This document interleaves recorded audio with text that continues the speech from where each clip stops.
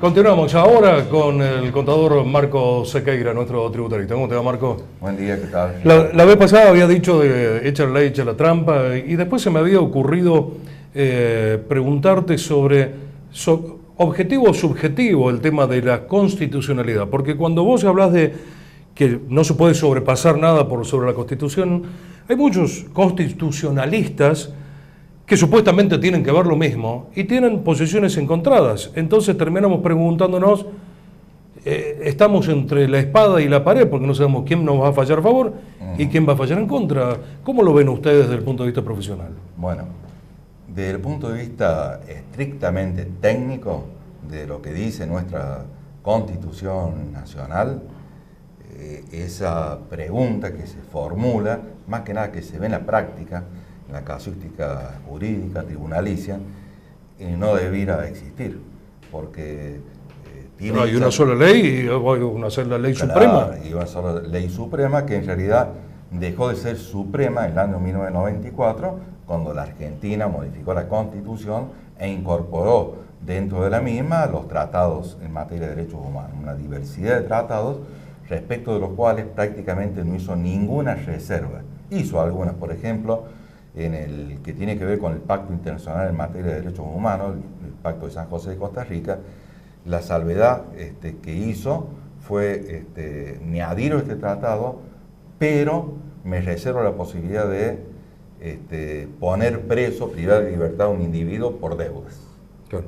Eso en Argentina se dice, y yo en la Facultad de Abogacía de la Universidad Nacional de Córdoba, que ya transito hace muchísimos años, escucho en los pasillos, o los alumnos que me dicen, de grado y de posgrado, los alumnos en el posgrado, que me dicen, pero en la Argentina no hay prisión por deuda. No, sí hay prisión por deuda. ¿Lo prohíbe el Pacto de San José de Costa Rica? Sí, lo prohíbe. Pero la Argentina hizo una salvedad con respecto a ese tipo de situación, que es cuando proviene de un delito, la obligación para que no le quede a nadie la duda. ¿Pero cuál es la salvedad? ¿Que vayan presos los perejiles? Normalmente la ley penal recae en los sectores menos favorecidos, que son aquellos que cometen los delitos por ahí más difíciles de ser defendidos o que desafortunadamente a veces no cometen esos delitos o la imputación que recae sobre ellos no es la correcta, pero que no tienen posibilidad por cuestiones económicas de acceder a una defensa eficiente. Lo cierto es que la Constitución se aplica, se tiene que aplicar a rajatabla y el control fundamental antes y después de la reforma del año 1994 que tienen que realizar los jueces, que además están obligados a ejercer ese control de constitucionalidad de oficio, o sea, una causa Peralta que fija este precedente y seguida por otra que se llama Quiroga, en donde la Corte dice no importa que al juez le pidan o no que observe si la norma o la situación que se está debatiendo en el pleito es o no constitucional.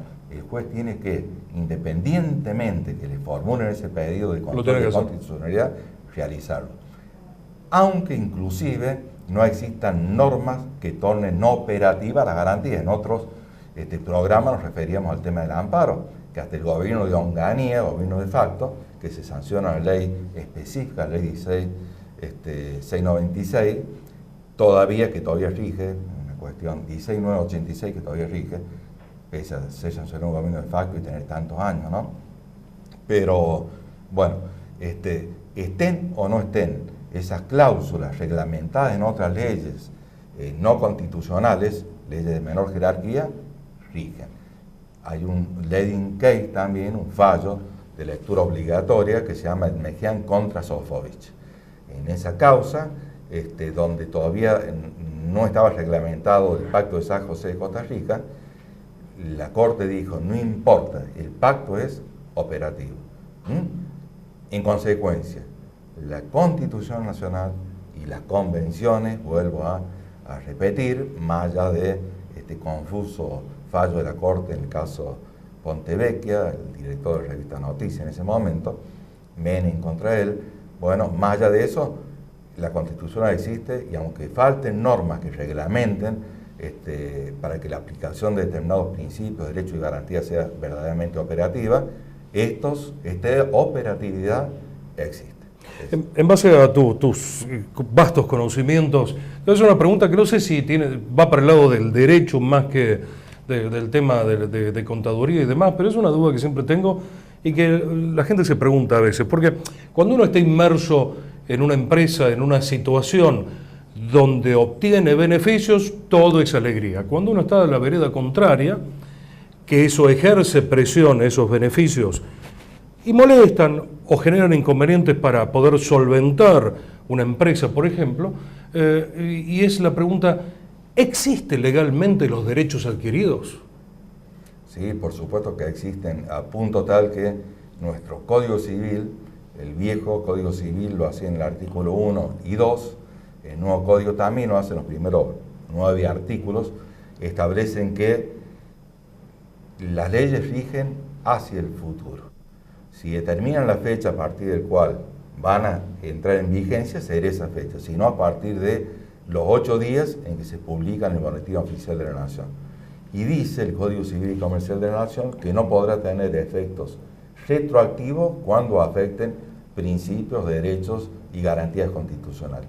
Todo eso tiene que ser conjugado con otra disposición que está en otra ley, que es la ley penal, artículo 2 del Código Penal, que establece que se puede aplicar una ley y se debe aplicar una ley ya derogada cuando esta ley resulta más beneficiosa a los intereses de quien está incurso en el conflicto con la ley penal.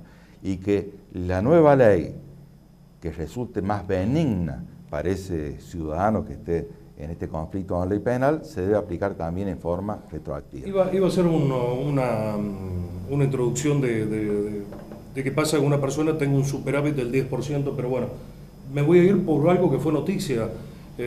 Una persona del sur que construyó una especie de club con cabañas para que vayan y disfruten su personal. Y él se lo mantiene y lo pueden elegir los fines de semana para ir en familia y demás. ¿Qué pasa cuando ese hombre pueda no llegar a solventar y sostener ese club? Ya hay un derecho adquirido de los... Entonces, cuando no pueda solventar o un regalo que yo te hago porque me voy a ir a la empresa, hoy te doy el 10, mañana te doy el 10, y yo un momento digo, che, mira, no te lo puedo dar más porque nos fundimos. Y vos me decís, no, tengo derecho adquirido, a eso me refería. Bueno, eso entra dentro de un ámbito que es de la ley 2744, la ley de contrato de trabajo, ¿no? Es decir, la ley de contrato de trabajo que tiene una clara vocación de proteger a la parte más débil de la relación contractual de trabajo por tiempo indeterminado, establece esta cuestión de los derechos adquiridos, establece que ese tipo de prestaciones, el ejemplo que vos das, deben integrar incluso una base remuneratoria a los fines de fijar cuál es la indemnización, por ejemplo, por el cese del contrato de trabajo. Del otro ángulo, vamos del lado de el Estado. El Estado también tiene derechos adquiridos que nacen de determinaciones administrativas, determinaciones judiciales, de leyes que dicte también el Congreso, con algunos límites, no solamente del abuso del derecho, sino también la prohibición de volver sobre sus mismos actos, lo que se conoce como la doctrina de los actos propios, que está también dentro del Código Unificado.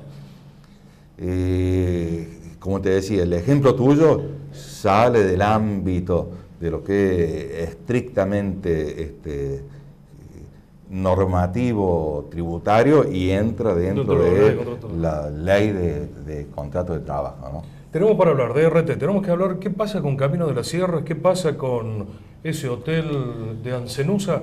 ¿El próximo programa lo hacemos? ¿Cómo no?